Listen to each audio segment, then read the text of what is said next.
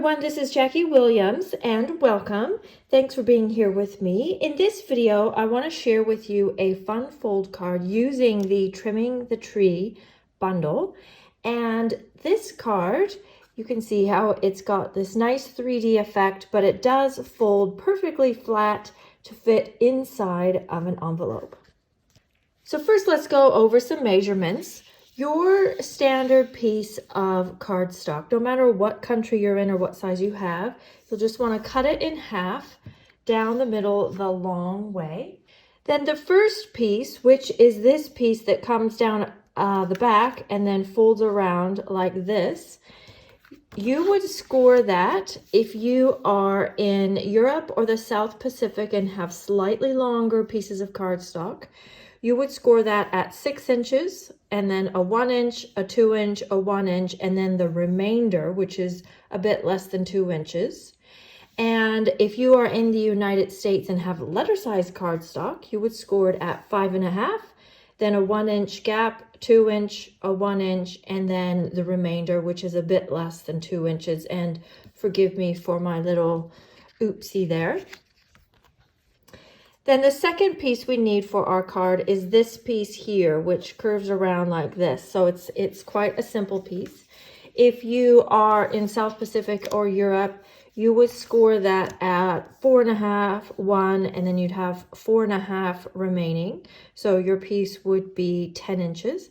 If you are using American size or letter size cardstock, you would cut it at 9 inches and you would have a 4 inch, 1 inch, and a 4 inch, and score that in between.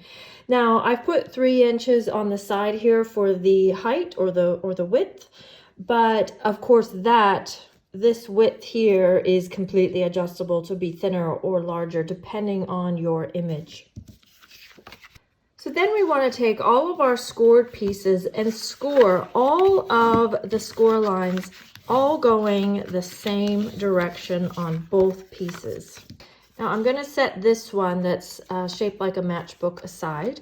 Now this one, before we go ahead and create this shape, I want to go ahead and put my pieces on the back. So for this project, I am going to use the Texture Chic Designer Series paper, and I have matted it with Blushing Bride.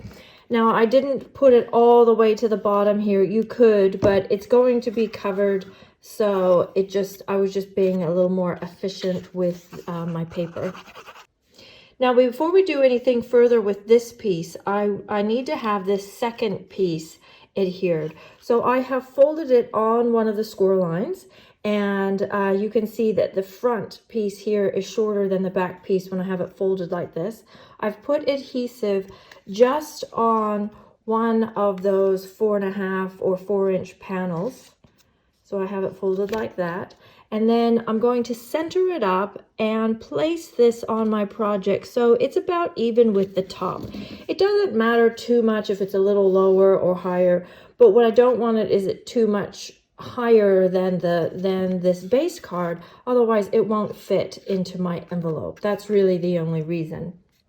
Now then, from there, I can go ahead and place this piece on. So what I want to do is fold it so that I have 2 sections showing here, or fold it so it's about in half, but it's not quite in half, because remember that last piece was a bit less than 2 inches. And then what I want to do is just put adhesive on this last section here. So this piece that I had marked less than 2 inches. And keeping it folded like this, I just want to fold it up and let that go ahead and adhere.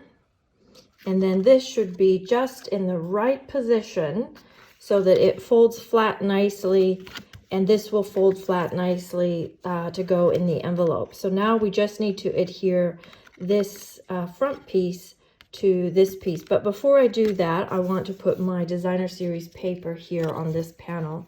Now then, I'm just going to put about this much glue. You don't want it too far up because it's only attaching about 1 inch or 1.5 inches here. And then just while everything is flat, just go ahead and adhere that. Now you know that when your card folds up, it's going to all fold up nicely and flat to fit in your envelope. And then when you open it, you have this really fun, sort of different shape to your project. Now from here, we just need to embellish.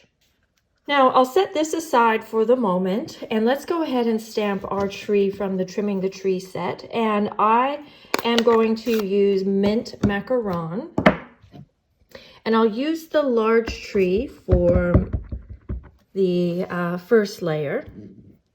This is a really great set with the two-step stamping. And then I'll use Evening Evergreen for the details of the image. So then I've got a smaller tree stamp with just some leaves that fit into the gaps that are left here in this one. It's important with this image, and really with generally your stamping, that you just tap it on the ink pad so that you don't get ink in those recesses, because not only does it prevent getting ink where you don't want it, but if you look at it this way, it would actually be impossible to see where these leaves need to go if the whole thing were covered in dark ink. You wouldn't be able to see through where they would go to line up. Now from there, I'll use the Trimming the Tree die and cut this out. Now for the pieces to embellish the front of the card, I have already stamped the Peace and Joy in Versamark and gold embossed those. I thought it would be nice to bring out the gold that is already in these beautiful papers. And I'm going to use my Blushing Bride ink and a blending brush and just very lightly add a little bit of pink here in the background.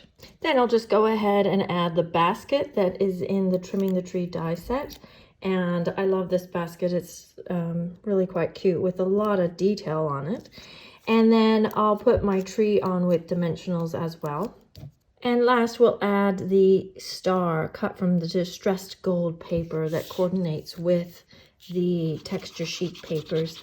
And then I'll go ahead and add this on top of my Blushing Bride mat. And we'll put this onto our card front, and I'm going to use dimensionals with this as well.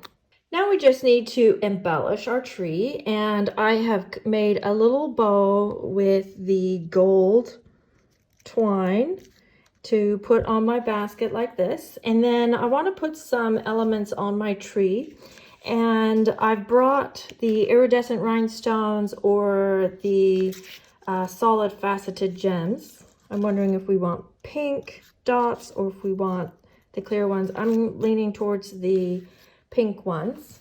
There we go. I didn't want too many because I don't want polka dot overload with polka dots in the background as well.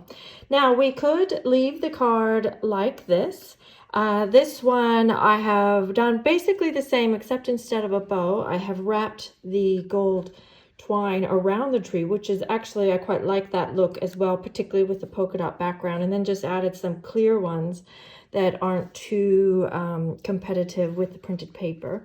So then you could just put a layer on the back, so you could just write on the back here and add another tree.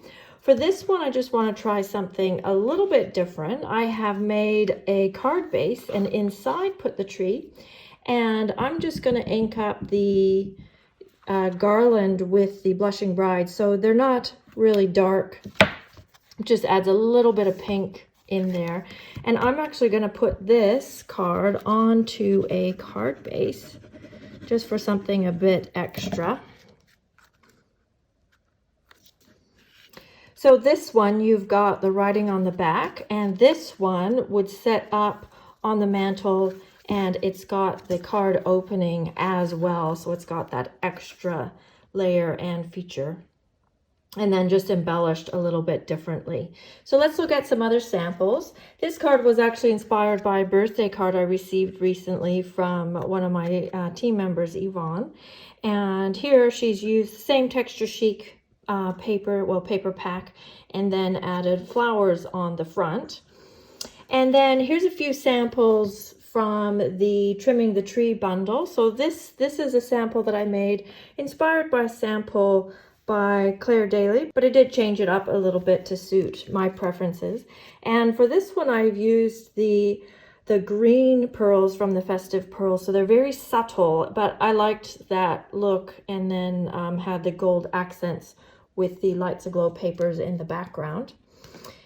And then here's a more simple version of that card. This one done in blacks, whites, and grays. And this is using the perfectly penciled papers. And this time, instead of putting pearls on the front, I used that garland stamp and silver embossed it.